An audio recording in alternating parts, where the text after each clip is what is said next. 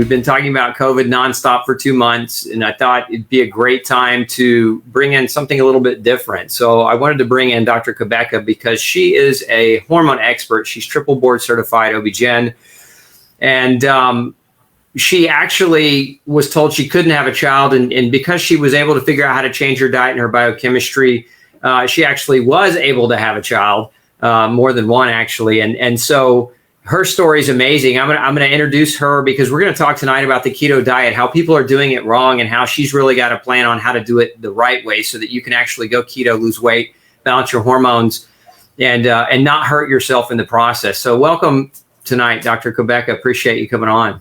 Thanks for having me. Always great to be here and to talk with you. Yeah, so talk with our audience a little bit. Tell us a little bit about your story. I'd like to hear a little bit more about what happened to you. And you were told you couldn't have a child, and then you said, yes, I can. So what did you do differently? Well, I think that was such a journey. Here I was, a gynecologist and obstetrician trained at one of the best institutions in our nation, Emory University. And I was struggling. I was struggling. I failed the highest doses of infertility treatments. I was diagnosed at age 39. Early menopause and infertile. And, it looked like that I was told my only option was egg donation. And it was, devastation on devastation. I worked to help so many clients with fertility issues. Well, honestly, it led me on a journey around the world looking for answers.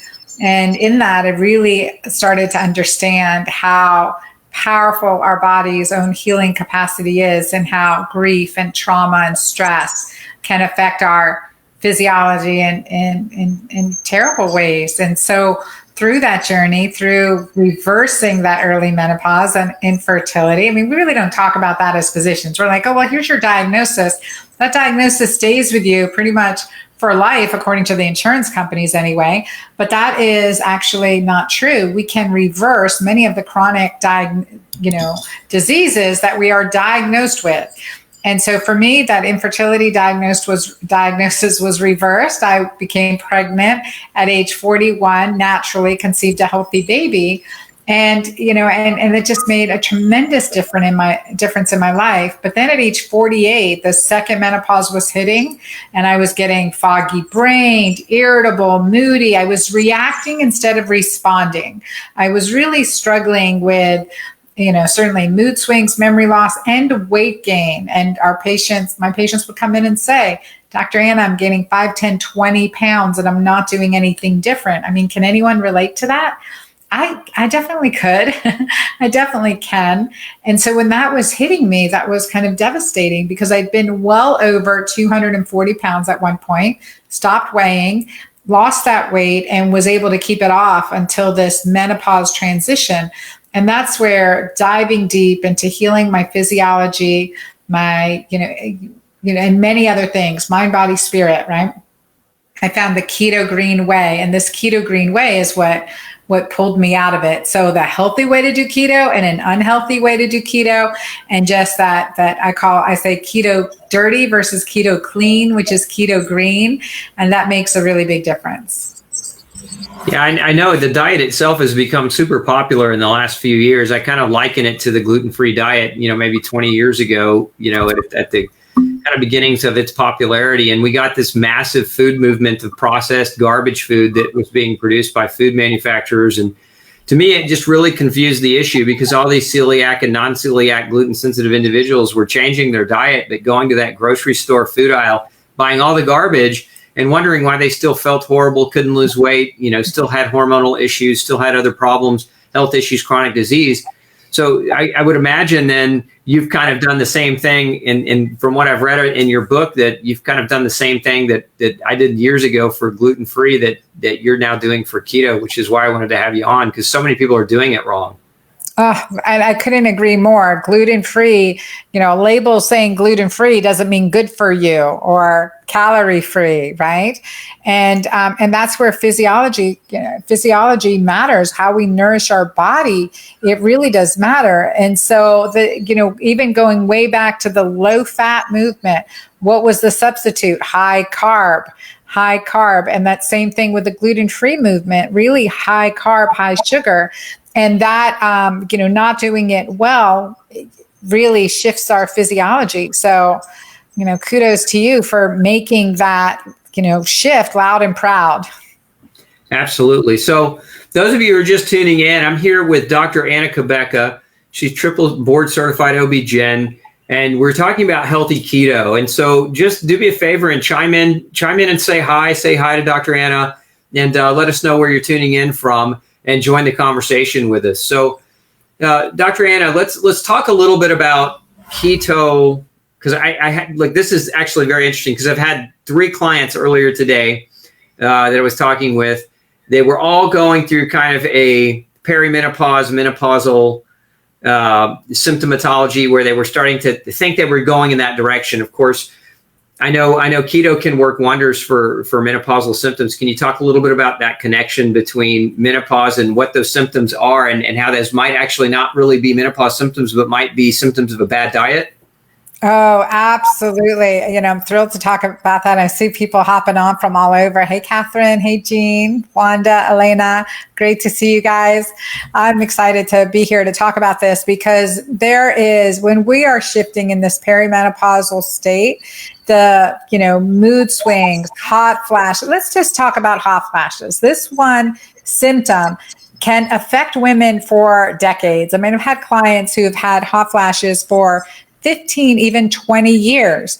And what is happening, it's not just from estrogen insufficiency. A very unknown reason for hot flashes is insulin resistance.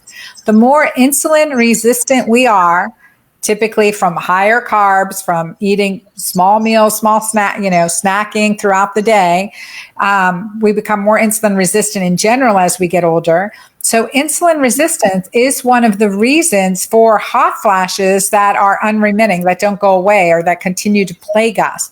So even in a couple of weeks, becoming more insulin sensitive through getting Keto Green, we see an improvement in hot flashes right away, even up to elimination. But that was eye-opening for me, because I had to wonder, when we have hormones dialed in, right? There's a certain amount of hormones, or clients we can't use estrogen in, for instance, when we become more insulin sensitive, their hot flashes were going away.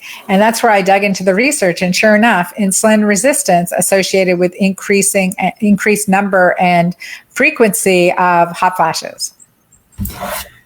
So let's back up for just a minute, because I think that's super important, because insulin resistance, obviously being kind of pre-diabetes, tell the audience a little bit about what keto is, because maybe we jumped in a little bit too fast. So some people may be tuning in, maybe they've been in a tunnel for the last year and a half, but maybe they don't really know a whole lot about keto. How does keto help? And really, what is keto, and how does keto help with insulin resistance?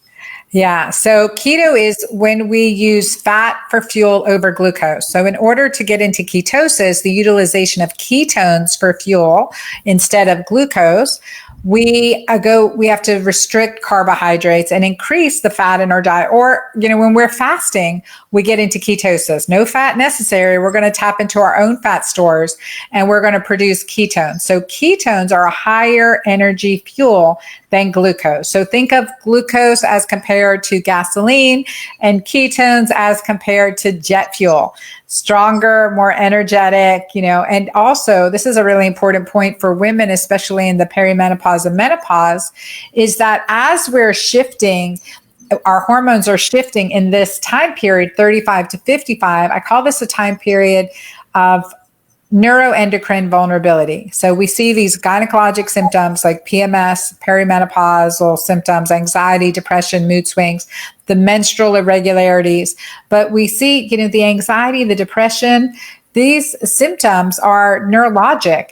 So it's interesting that when we look at imaging of the brain and glucose utilization of the brain's ability to use glucose during this time period of neuroendocrine vulnerability, let's call it, it's significantly lower, because glucose utilization in the brain is estrogen dependent. So as our hormones are dropping, our brain can be starving for glucose. And the more insulin resistant we are, the harder it is to use glucose as a fuel source. And so what is not hormone dependent is the use of ketones.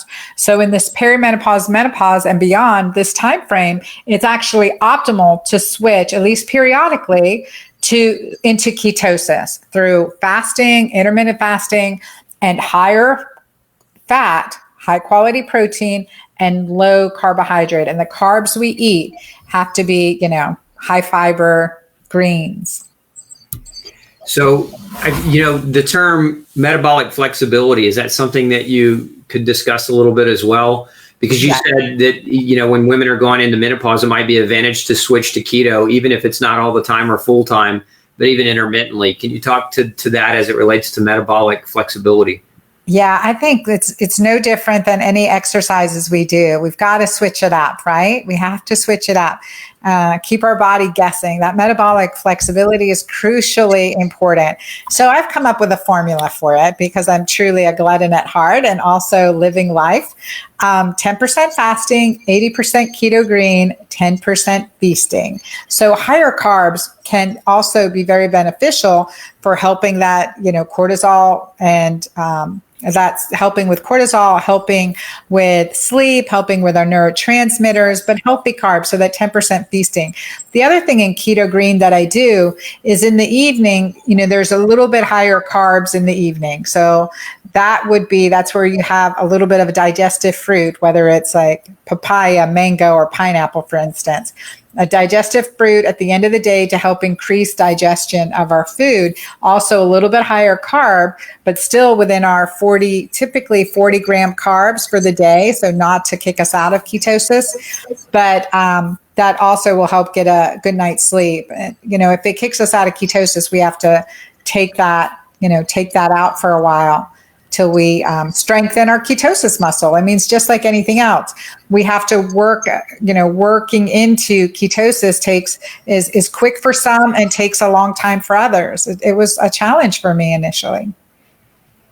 So on that note, I'm gonna pop up.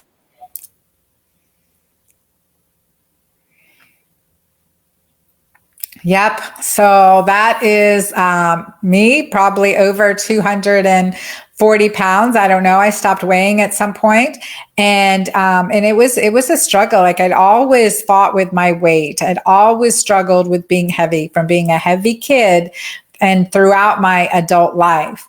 And then really understanding with functional medicine and these principles that I teach in my books and I write about how to melt that fat off for good.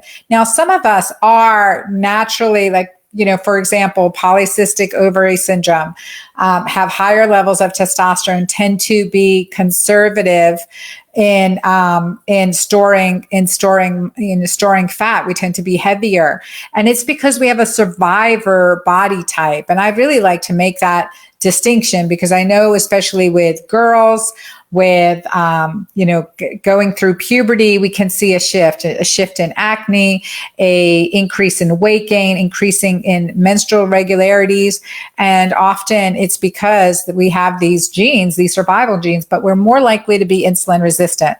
Now, that's great if we're in the Sahara, it's great if we're in the Amazon, it's great if we're in the wilderness, but it's not great if we're in that classroom 8 hours a day, we're at a desk job sitting down. Like right now, I've been sitting, we were talking about this earlier, my treadmill broke. I'm sitting way too much today. It's agonizing, but it's, in that we're not designed for that, right? We're designed to be out for long hikes, long walks in nature. And so honoring our physiology is really crucial. So when I learned that and learned kind of the epigenetics of things, right? Like how my body is suited, what environment my body's suited for, as well as empowering my body to thrive in whatever situation I'm faced in. In the perimenopause, it's the same. In this menopausal transition, we become more metabolically conservative. In other words, we're more likely to store fat. We become naturally more insulin resistant as our hormones start to decline. So we have to do these lifestyle behaviors to improve our insulin sensitivity so that we're using our own fat stores. Absolutely. What was your biggest game changer, for you? I know some people say, when I changed my diet, it's like the light turned on, or some people say I changed my diet and I did okay, but then it was when I added exercise. Was there a big determining factor for you that played the biggest weight? For me, it was stress management. Stress management from like that cortisol, and I call it my cortisol oxytocin disconnect, and how stress, because even, that stress lifestyle as an obstetrician, it was out the door at 4 or 5 a.m., in the door at 7, 8 p.m., right? Maybe that big meal late in the day, coffee all throughout the day, that's a stressed physiology. And that is not a healthy physiology. And so understanding how different things affected not just food, but, my mindset, my lifestyle, and how that affected me, that was needle moving. And also, so the whole alkalinizing component that I talk about in Keto Green. But the second big part is that, healthy intermittent fasting. So healthy intermittent fasting. And so that, was really, it's very important, especially again in the perimenopause and menopause, to get into that state of ketosis so that we're using ketones for fuel over glucose. But in order for us to do that effectively well, those of us that are high cortisol, when we increase our cortisol when we're stressed, we're increasing our glucose. That will bump us out of ketosis, or we'll have a bigger challenge getting into ketosis. So as I learned to combine it, managing stress, eating more alkaline vegetables, improving my, cortisol balance by essentially increasing oxytocin, number one, and greens, the dark green leafies, with intermittent fasting, that combination really, that shifted. It wasn't just one thing, it was this combination of things. So for you, the stress moved the needle in a big way. Intermittent fasting just compiled the benefit of managing your stress. I know so many that I talk with, like that's really one of their biggest holdups, is that their lifestyle is not conducive to, even with diet and exercise, like they just don't have their stress under control. What kinds of things helped you the most in getting your stress under better check? So honestly, it seems like, one of the things that I'm telling everyone to do right now is simple thing like checking urine pH. And then this is a reason I saw a comment that keto didn't work for her. We can't, there's so many reasons why, but checking urine pH, figuring out this stress factor, but also this nourishing factor can make such a big difference. So I talk about urine pH testing, or urine testing in general, but urine pH testing is another vital sign, as important as our blood pressure, as our pulse, as our temperature, as our weight. It is a vital sign. So for me, a huge aha moment as I was going keto to avoid the weight gain when I was 40, in perimenopause in my late 40s, I was, checking to get into ketosis and checking my urine pH. I was very acidic. And that was an aha moment for me. I said, no wonder I'm feeling irritable. No wonder I feel like I'm hitting a wall or I'm not getting results. And so I just shifted to be more alkaline through dark green leafies, hence the greens, a lot of alkalinizers. But every morning I walked on the beach, I was more alkaline all day. That was huge. Every morning I did gratitude journaling and prayer, my devotional. I was more alkaline all day. Well, I needed to understand why that was. But cortisol increases hydrogen ion secretion across the renal tubules, creating more acidic urine pH. So there we can just see how well are we monitoring our stress. So here I was on edge, irritable. This is why so many clients, even my vegan and vegetarians, if they're living in a stressful life, if they are in a toxic relationship or a toxic environment, they are going to be more acidic and have a harder time balancing hormones, balancing your physiology. And so just that little, just that ability to check, that's why I say test, don't guess, and what gets measured gets managed. Just that little identifying what stresses you out or where you're not getting alkaline and learning to figure out why, that Nancy Drew detective work moves the needle. It moves the needle. And then you're able to customize what's working for you and what's not working for you. So that going back to what worked for you was stress management, but on top of that, it was finding out what was creating the stress. And part of that was understanding the physiology that cortisol elevations increase the acidity of the urine.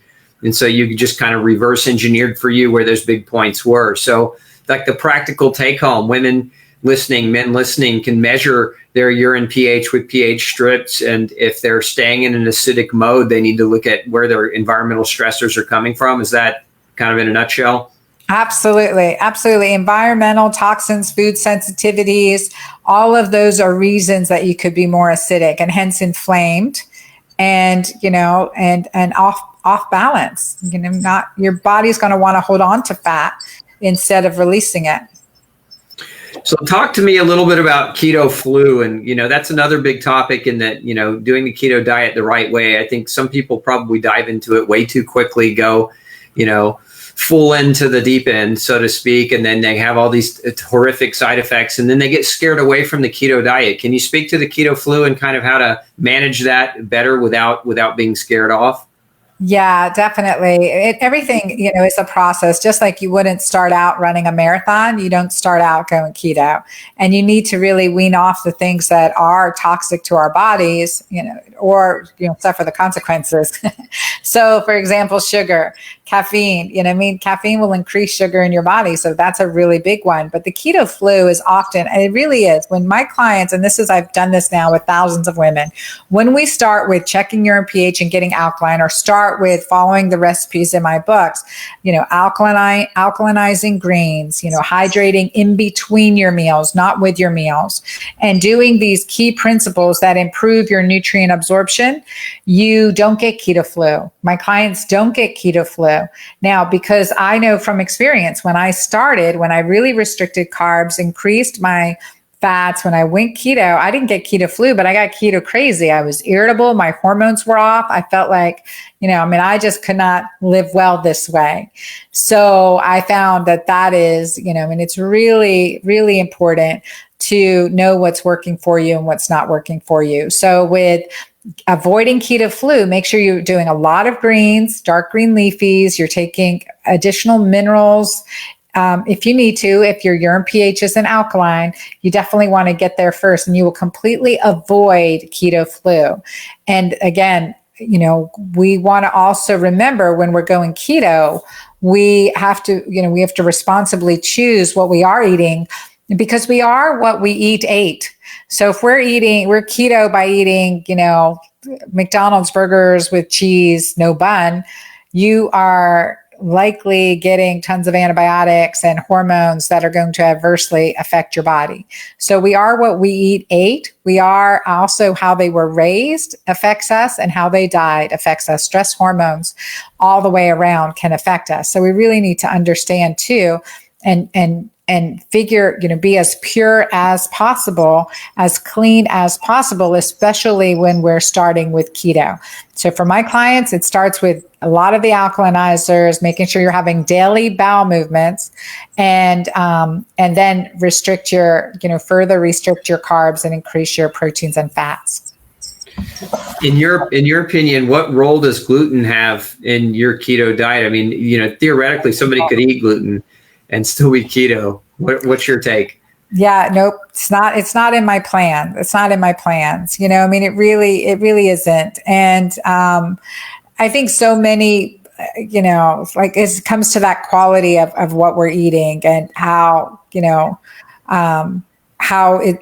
it going to affect our body? So my plans are gluten-free, dairy-free, and grain-free. So I think that's, for the most part, really restricting that, because too, and when we're, especially perimenopause and menopause, those higher carbs and certainly gluten can affect us adversely, and also can trigger some addictive behavior, affect our willpower. For instance, it can be a slippery slope for many clients. So not in my plans. So you mentioned affecting willpower. Talk to us about cravings, because I know that's one of the biggest complaints I hear when people are trying to go keto, is they have a lot of salt cravings, or they have a lot of sugar cravings, even more particularly. Can you talk a little bit as to how they can kind of offset that when they're going through this process? Yeah, definitely. So first, the fiber. When you have enough fiber in your diet, your blood sugar is going to be stable. So between the fiber and the healthy fats. Now, when people are getting cravings, they're for example, my healthy eaters that are having a green smoothie that's loaded with banana and fruit and berries, right? That's a lot of carbs. Your blood sugar is going to go up, insulin's going to chase it, and you're going to plummet right back down into this low. And that's going to give you that craving. Now, how we shift that is avoiding carbs in the morning, or very, again, dark green leafies is fine.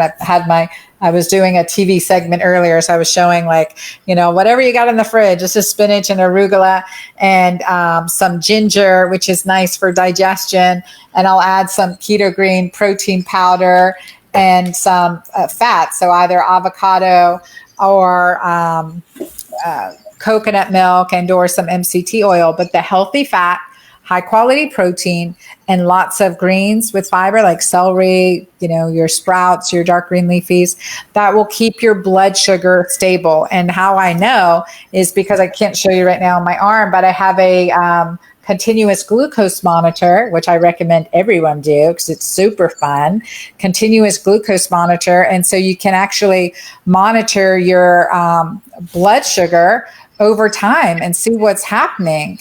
And so that you have like a very stable, over a 24-hour period, your blood sugar stays very, very stable. Now, I do believe in metabolic flexibility. So there's that time for feasting so you can get a little peak. But because you're having good quality fats, it's not a significant dip afterwards causing that craving. I need to eat something now. It's pretty cool. So healthy, if you're having those cravings, healthier fats and more fiber. Okay.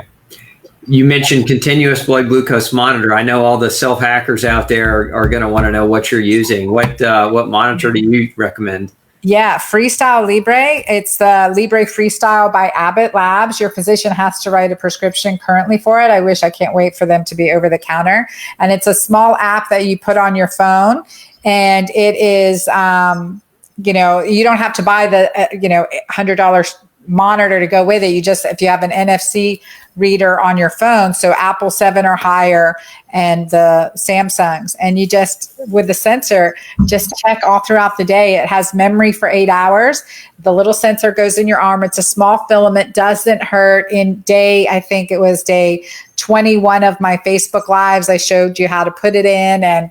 But any physician can write for it. Just don't get a diagnosis code, pay for it cash. You don't want your insurance company thinking you have diabetes and that's why you're wearing it, but it's totally fun biohacking. So what I've noticed doing this, I've been wearing it basically for over a year now. So on and off, but checking all my recipes so that they're pretty stable. But I noticed when I was keynoting for a conference for KetoCon last year, my sugar went up to like 150, and I was fasting. And so just how much stress can affect you.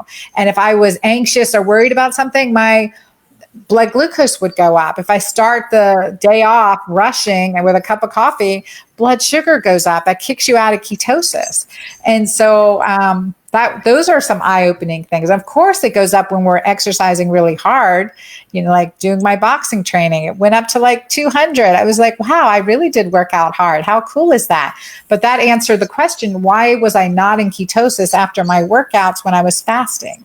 And it's glycogen, right?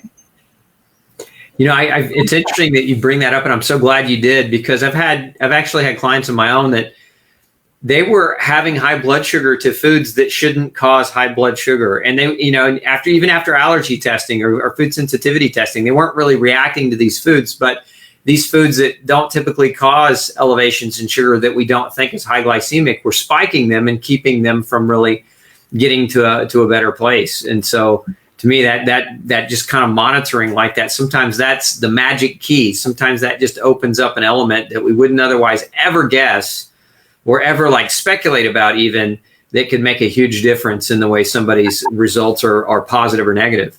Yeah. And it helps us too. Like, it helped me figure out in the mornings, like, I have to start the day in that meditating my gratitude journal. I have to start the day at a lower volume, let's say. And I know I always feel better when I do, but just having that additional reinforcement mean, that it has been eye-opening for me. I highly recommend it. I talk about it in Keto Green 16 too. And, and it's, again, it doesn't hurt, 2 weeks, and you can get it cash pay for $40 for a 2-week sensor. So $80 for a month. Totally worth the investment figuring this stuff out. And I fasted and watched my blood sugar go, like in my interstitial fluid, it's measured interstitial glucose, but I watched it drop into the 50s and I felt great. So cool. I love this new world of monitoring, this new world of biohacking that we can do. We got to, I think, a pretty good question coming in. You talked about healthy fats earlier. So Elena is asking, her impression that the keto diet recommended a lot of animal saturated fats, but you talk about healthy fats. What are examples of healthy fats that you recommend in your Keto Green 16 book? Yeah. So some of the healthy fats, for example, avocado, olive oil, seed oils, those are like some of my favorites. Nuts and seeds, olive oil, olives in general. And then, even from salmon. And if we're eating animal meats that they're, free range, grass-fed, grass-finished, those things make a really big difference. So a good variety of healthy fats, and ghee, purified butter, another great source of healthy fats too. And so important for our brain. I'm a huge fan of olive oil. It goes, I'm eating olive oil probably every day, but, and also in Keto Green 16, I do have vegan and vegetarian swaps too, and a vegan vegetarian 16-day plan as well.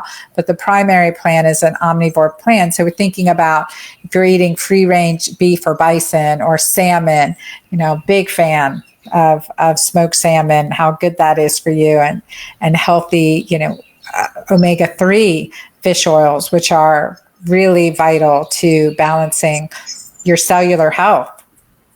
So, yeah, I love that. Good question. Are eggs part of your program too? In Keto Green 16, I eliminated eggs. So there's 16 key foods to keep shopping easy. So I eliminated eggs and dairy in these recipes. Certainly it can be swapped if you don't have a food sensitivity to it, but it is one of the more common food sensitivities. So what we've seen with Keto Green 16 is we've run group medical visits and it's been really beautiful to see, because our last one, we started right at the onset of the COVID quarantine. And so we went virtual. So this group had checked in, signed in, and then the follow-ups were all virtual group medical visits like we're doing now. And so checking in virtually during this crisis time, we saw in 16 days, because clients this is what they told me. They said, Dr. Anna, it's been so I'm so grateful to have something positive to focus on right now with all the news and doom and gloom, that we could just focus on our health and getting stronger and more resilient. And so in 16 days, this very motivated group, and I'm studying postmenopausal women. So the average age, so the most resistant metabolically of us, right? We can look in 30-year-old athletic men all day long and get great results. But the 50 and 60-year-olds, we're a challenge. And I know that personally. So the average age was 61.6 years. And in this group, they lost an average of 9 pounds with an average of 1.2 waist loss, so inches in their waist, and their symptom scores in 16 days decreased 50%. Now, we had to throw the man out of the study because in 16 days, he lost 30 pounds. Unbelievable. And we had to wean him off. His physician had to wean him off his blood pressure medicine because it had been the lowest it's been in years. Good stuff. It is. That's fascinating. We got another question. Sharon wants to know, what's more beneficial, keto or bioidentical hormones? Well, it takes more than hormones to fix your hormones. That's something I always say. It definitely does. And it was true for me too. At the time of all this, discovering my Keto Green way, I was 48. My hormones were dialed in, not just normal, they were optimal. That's been my specialties in learning bioidentical hormones and using and teaching, physicians how to use bioidentical hormones for the last, 2 decades of my clinical practice. So Hormones, it takes more than hormones to fix your hormones. So now I'm a big proponent of bioidentical hormones, but you have to be keto green. You absolutely have to be keto green. So what I hear you saying is you can't just use hormones and as a passive therapy, not take the action in your diet, your lifestyle, and the way that you're looking at shaping yourself up. Exactly. Love it. Exactly. In fact, in my clinical practice too, when a patient came in and just wanted a quick fix, whatever it would be, I say, bioidentical hormones or, whatever we're doing, hormone therapy, pellet therapy, whatever. I'm in good conscience, I cannot prescribe for you if you're not doing these lifestyle factors, if you're not detoxing, if you're not, because you have to open up your liver pathways, you have to have regular bowel movements. I mean, I will follow up with you, but I will not continue to write. I mean, it is not the answer. It is not the end all be all. We have to do these lifestyle factors. And this is what would happen. Dan, you know this so much, Peter, that when a patient would come into me with these, weight gain, hot flashes, mood swings, irritability, anxiety, depression, I mean, name it.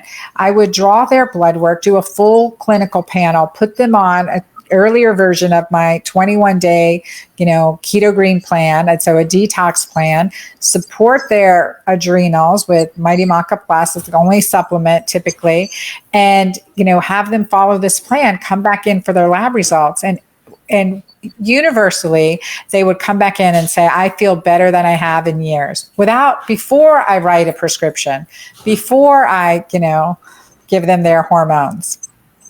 I just want to give you a great big hug. That's just so wonderful that so many doctors do the opposite. I get so many people in my practice that come in that have been on bioidentical hormones for years.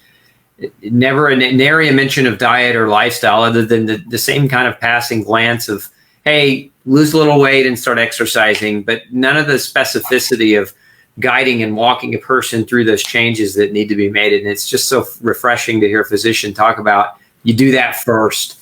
Mm-hmm. And if that doesn't work, then and you still need hormones, then you can look at using hormones to help bring about greater balance. Love hearing that. Yeah. Or concomitantly, if you know that they need it. For example, my postmenopausal women, I am a big fan of natural bioidentical progesterone, but you can't keep you on anything if you're not doing these life changes.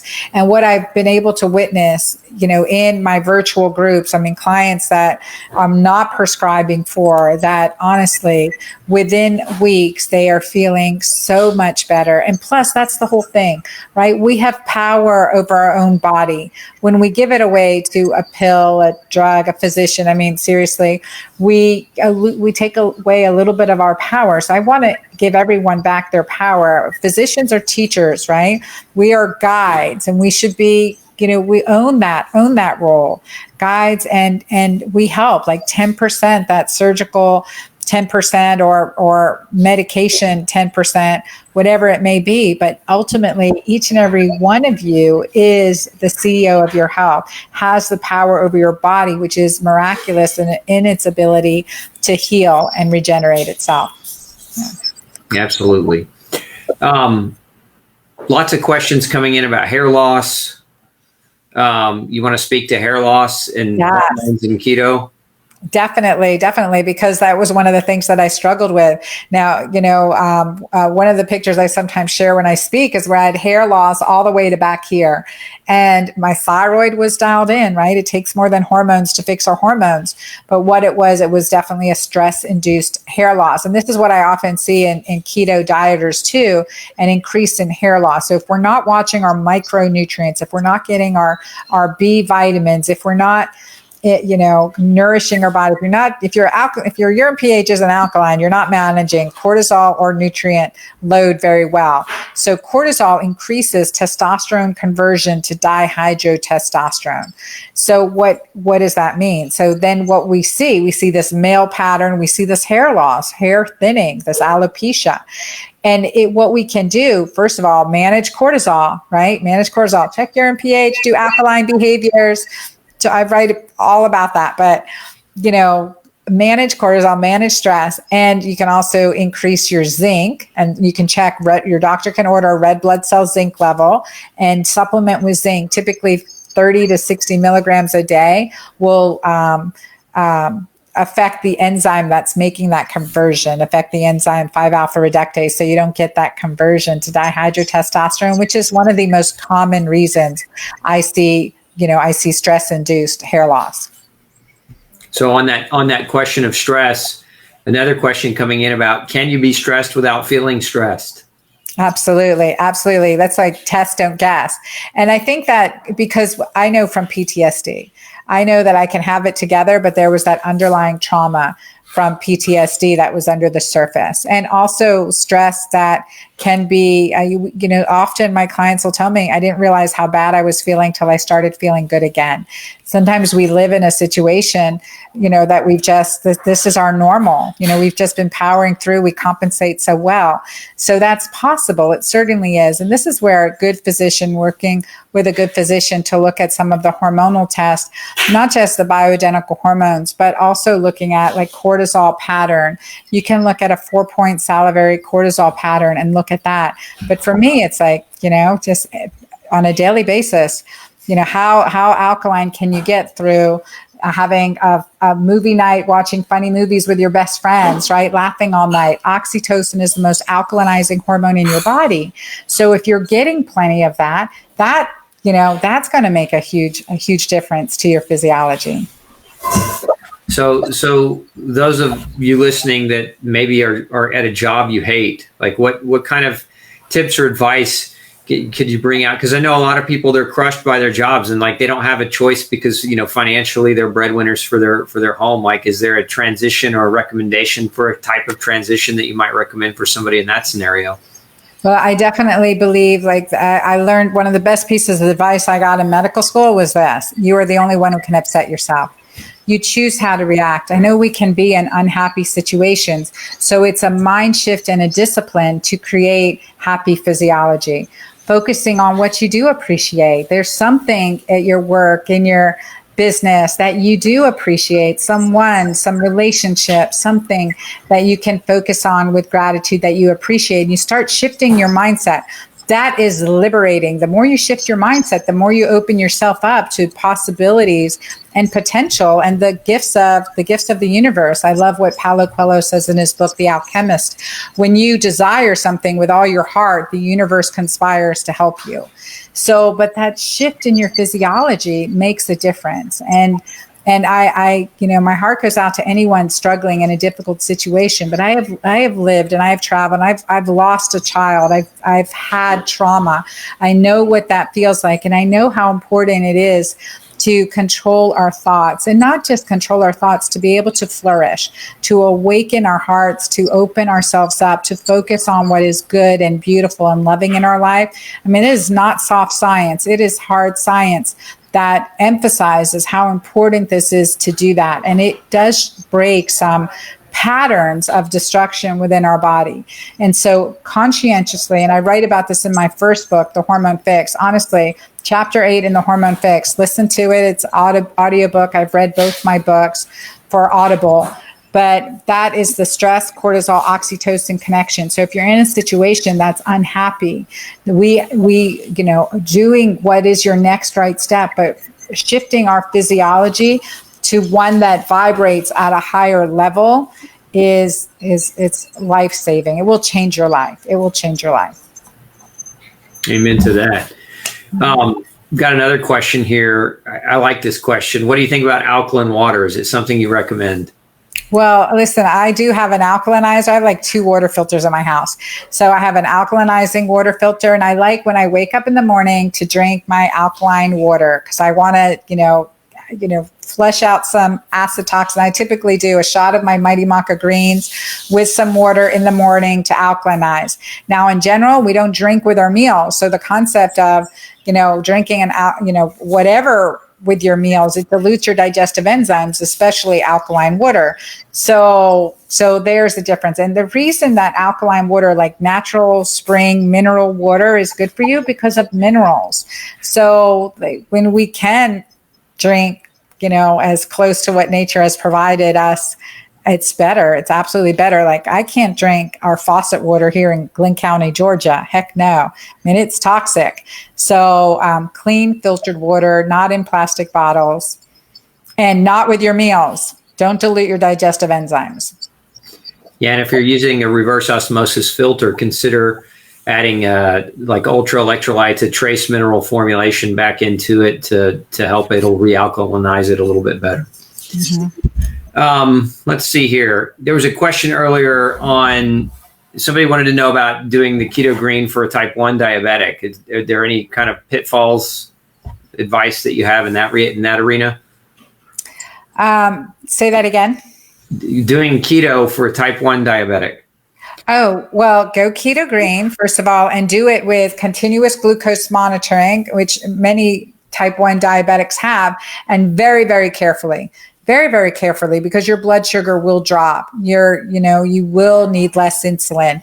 You have to really be monitored and very conscientious when you are type 1 diabetic. But it is even more, it's critically important, but it is with caution, with physician supervision, and accountability partner, because you can get significantly hypoglycemic because of your insulin pump or your body's insulin reaction. You still will be need less insulin, so you have to be very careful. Okay. But you'll feel tremendous. So let's talk a little bit. You've got a new book out. I'm going to pop a picture of that up here on the screen. Keto Green 16. Tell everyone a little bit about your new book, and let's get them excited. And I know it's got recipes in it, and I know it's got some great information in it, which is why I wanted to have you on. So tell us a little bit about it. Thank you. Even have a man's chapter in there, a chapter for the men in our lives. So I'm really excited. By popular demand, my clients were like, we need to get our guy on this. And like I said, they do amazing. So thank you. So Keto Green 16, show it here, and you've got it there.